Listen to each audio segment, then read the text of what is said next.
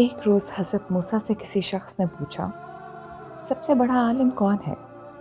حضرت موسیٰ نے فرمایا، مجھے خدا نے سب سے زیادہ علم عطا فرمایا ہے۔ اللہ تعالیٰ کو ان کی یہ بات پسند نہ آئی۔ اللہ نے کہا، تمہارا منصب تو یہ تھا کہ جواب دیتے واللہ عالم، یعنی اللہ کو علم ہوگا۔ پھر اللہ نے وحی بھیجی کہ جہاں دو سمندر ملتے ہیں وہاں ہمارا ایک بندہ ہے جو بعض معاملات میں تجھ سے زیادہ عالم اور دانا ہے۔ حضرت موسیٰ نے پوچھا، اس بندے تک کیسے پہنچوں؟ اللہ تعالیٰ نے فرمایا، ایک مچھلی کو زنبیل میں ڈالو، جس مقام پر مچھلی گم ہو جائے اسی جگہ وہ شخص ملے گا۔ حضرت موسیٰ نے ایک مچھلی کو زنبیل میں رکھا اور اپنے خلیفہ یوشع بن نون کو ساتھ لے کر اس شخص کی تلاش میں روانہ ہوئے۔ کافی سفر کے بعد وہ ایک مکان پر پہنچے تو دونوں پتھر پر سر رکھ کر سو گئے۔ ذرا دیر میں یوشع بیدار ہوئے تو دیکھا مچھلی میں زندگی پیدا ہوئی۔ وہ زنبیل سے نکل کر سمندر میں چلی گئی۔ مچھلی جہاں تک گئی وہاں پانی جم کر ایک چھوٹی پگڈنڈی کی طرح ہو گیا۔ جب حضرت موسیٰ بیدار ہوئے تو شیطان نے شرارت کی اور یوشع ان سے اس بات کا ذکر کرنا بھول گئے۔ دونوں نے پھر سے سفر شروع کیا۔ جب دوسرا دن ہوا تو حضرت موسیٰ کو تکان ہونے لگی۔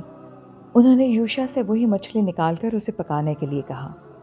تب یوشع کو وہ واقعہ یاد آیا اور انہوں نے حضرت موسیٰ سے سب کہہ ڈالا۔ دونوں اسی مقام پر لوٹے اور ایک شخص کو وہاں بیٹھے پایا۔ یوں تو قرآن مجید میں ان کا نام موجود نہیں، مگر بخاری اور مسلم کی صحیح احادیث میں ان کا تعارف حضرت خضر علیہ السلام کہہ کر کروایا گیا ہے۔ حضرت موسیٰ نے کہا، میں آپ سے وہ علم حاصل کرنے آیا ہوں جو مجھے عطا نہیں ہوا۔ حضرت خضر علیہ السلام نے کہا، ٹھیک ہے، مگر آپ میرے ساتھ رہتے ہوئے جو دیکھیں گے اس پر سوال نہیں کریں گے۔ میں وقت آنے پر آپ سے خود حقیقت کہوں گا۔ حضرت موسیٰ نے منظور کر لیا اور دونوں ایک سمت میں روانہ ہوئے۔ سمندر پار کرنے کے لیے دونوں نے ایک کشتی لی۔ کشتی والے چونکہ حضرت خضر کو پہچانتے تھے اس لیے انہوں نے کوئی کرایہ نہ لیا۔ ذرا سا فاصلہ طے کرنے کے بعد حضرت خضر نے کشتی کا ایک تختہ اکھاڑ کر اس میں سوراخ کر دیا۔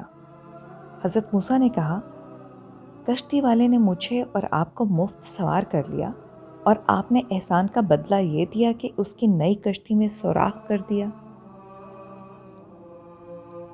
حضرت خضر نے کہا، مجھے معلوم تھا آپ میری باتوں پر صبر نہ کر سکیں گے۔ حضرت موسیٰ اپنی بھول پر سخت نادم ہوئے۔ کشتی کنارے پر آ لگی اور دونوں آگے روانہ ہوئے۔ راستے میں ایک میدان میں چند بچوں کو کھیلتے دیکھ کر دونوں رک گئے۔ حضرت خضر نے ایک بچے کو قتل کر ڈالا۔ حضرت موسیٰ جلال میں آ گئے اور کہنے لگے، ناحق ایک معصوم جان لے لی آپ نے۔ حضرت خضر نے پھر وعدہ یاد دلایا تو حضرت موسیٰ نے کہا، دوسری بار غلطی ہو گئی، اگر اب غلطی ہوئی تو بے شک معاف مت کیجیے گا۔ حضرت خضر مان گئے۔ چلتے چلتے دونوں ایک بستی میں پہنچے جہاں کے لوگ امیر اور مہمان نوازی کے قابل تھے، مگر درخواست کے باوجود کوئی ان دونوں کو مہمان بنانے پر تیار نہ ہوا۔ بستی سے نکلتے ہوئے حضرت خضر کو ایک مکان کی ٹیڑھی دیوار نظر آئی۔ حضرت خضر نے سہارا دے کر دیوار کو سیدھا کر دیا۔ حضرت موسیٰ نے شکوہ کیا کہ بستی والوں نے گنجائش کے باوجود ہم دونوں کو مہمان نہیں بنایا۔ آپ اس خدمت کے بدلے کچھ اجرت ہی طے کر لیتے تاکہ کھانے پینے کا کچھ بندوبست تو ہو جاتا۔ حضرت خضر نے کہا، اب ہم دونوں کے جدا ہونے کا وقت آ گیا ہے، پھر بھی میں ان تینوں باتوں کی وجوہات آپ کو سمجھا دیتا ہوں جو من جانب اللہ ہیں۔ حضرت خضر نے جو کہا وہ قرآن مجید نے سورہ کہف میں کچھ ایسے بیان کیا ہے۔ ترجمہ: بس اب مجھ میں اور تم میں جدائی کا وقت آ گیا۔ جن باتوں پر تم سے صبر نہ ہو سکا ان کی حقیقت تمہیں بتلائے دیتا ہوں۔ سب سے پہلے کشتی کا معاملہ لو۔ وہ چند مسکینوں کی تھی جو سمندر میں محنت مزدوری کرتے ہیں۔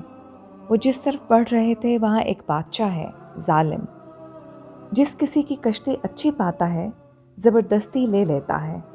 میں نے چاہا کشتی میں عیب نکال دوں تاکہ عیبی سمجھ کر اس کو چھوڑ دے۔ رہا لڑکے کا معاملہ تو اس کے ماں باپ مومن ہیں۔ میں یہ دیکھ کر ڈرا یہ انہیں سرکشی اور کفر کر کے اذیت پہنچائے گا۔ بس میں نے چاہا ان کا پروردگار اس لڑکے سے بہتر انہیں لڑکا دے، دینداری میں بھی اور محبت میں بھی۔ اور وہ جو دیوار درست کر دی گئی تو وہ شہر کے 2 یتیم لڑکوں کی ہے، جس کے نیچے ان کا خزانہ گڑا ہے۔ ان کا باپ نیک آدمی تھا۔ بس تمہارے پروردگار نے چاہا دونوں لڑکے اپنی جوانی کو پہنچیں اور اپنا خزانہ محفوظ پا کر نکال لیں۔ ان لڑکوں کے حال پر پروردگار کی ایک مہربانی تھی جو اس طرح ظہور میں آئی۔ اور یاد رکھو میں نے جو کچھ کیا اپنے اختیار سے نہیں کیا بلکہ اللہ کے حکم سے کیا۔ یہ ہے حقیقت ان باتوں کی جن پر تم صبر نہ کر سکے۔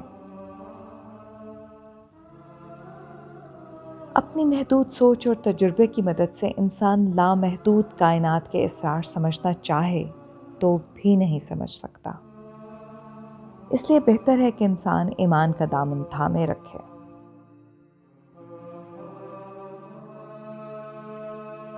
کوشش جاری رکھے اور مان لے